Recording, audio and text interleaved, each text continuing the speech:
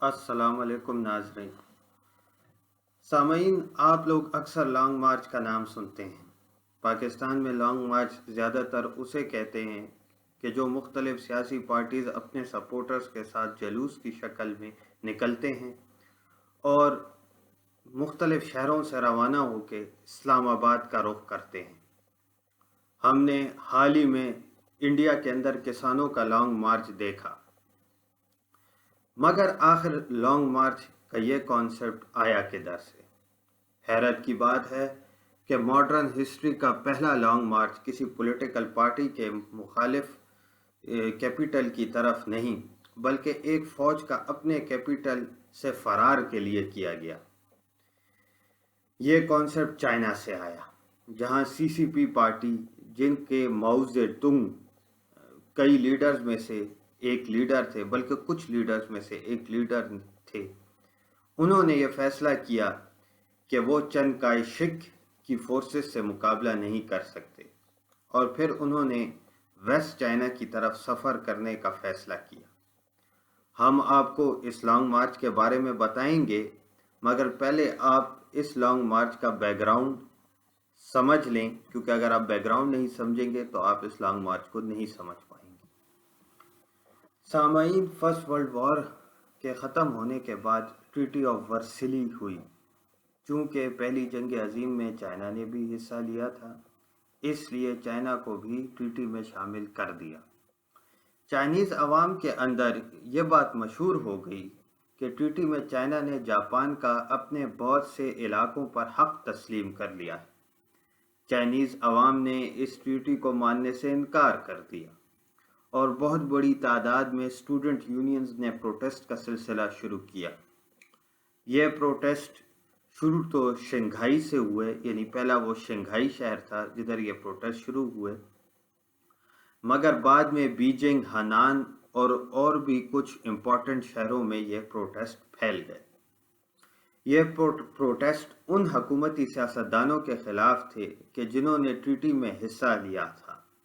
इन तहरीकों की वजह से दो ऑर्गेनाइजेशंस ने जोर पकड़ा, एक यट सिन की नेशनलिस्ट मूवमेंट और दूसरा सीसीपी यानी चाइनीज़ कम्युनिस्ट पार्टी, जिसके बाद में माओ जेडुंग भी हेड बने थे, यानी उसको माओ जेडुंग ने बाद में लीड किया था।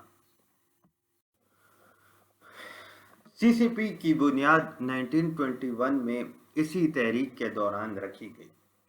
शुरू में सीसीपी और नेशनलिस्ट इकट्ठे थे, यानी एक साथ थे, क्योंकि यट सिन सीसीपी के साथ मिल के काम करना चाहता था।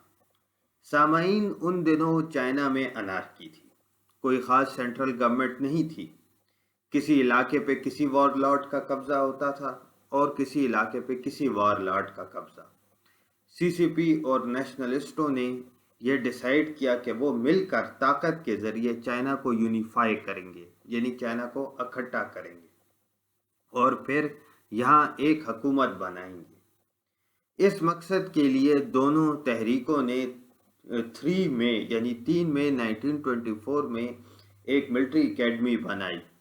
मिलिट्री एकेडमी का हेड चंग काई शेक को लगाया गया, जो कि नेशनलिस्ट था, और एकेडमी का पॉलिटिकल ऑफिसर यानी शोबा सियासियात का हेड जो था वो जू इन लाई को लगाया गया, जो कि कम्युनिस्ट था।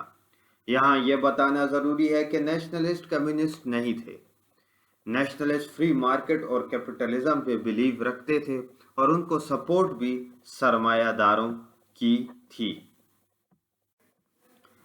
सामहीन, चूँकि नेशनलिस्ट और कम्युनिस्ट में नज़रियाती इख्तिलाफ था, इसलिए उस मिलिट्री एकेडमी में भी आपस में साजिशें होती रहती थी, यानी एक दूसरे के खिलाफ।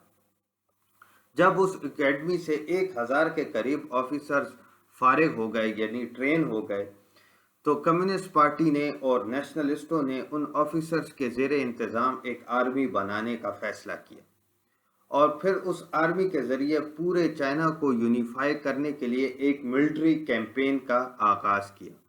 मगर इसके आगाज़ में ही यट सिन, जो कि फाउंडर थे नेशनलिस्टों के, वफात पा गए और चंग काई शेक नेशनलिस्ट ऑर्गेनाइजेशन के सरबराह बन गए। नेशनलिस्ट ऑर्गेनाइजेशन को GMD के नाम से भी जाना जाता था। चंद काशिक कम्युनिस्टों के मुखालिफ थे और उन्होंने कम्युनिस्टों के खिलाफ वो पॉलिसियां इख्तियार की कि जिसकी वजह से अल्टीमेटली कम्युनिस्टों को उस लॉन्ग मार्च की तरफ जाने दिया कि जिस लॉन्ग मार्च का हम इस वीडियो में या इस जिक्र कर रहे हैं। मगर सामईन वीडियो लंबी हो गई है और हम बाकी की कहानी आपको अगली वीडियो में सुनाएंगे, जो कि बहुत दिलचस्प है और अगली वीडियो आप ज़रूर देखें।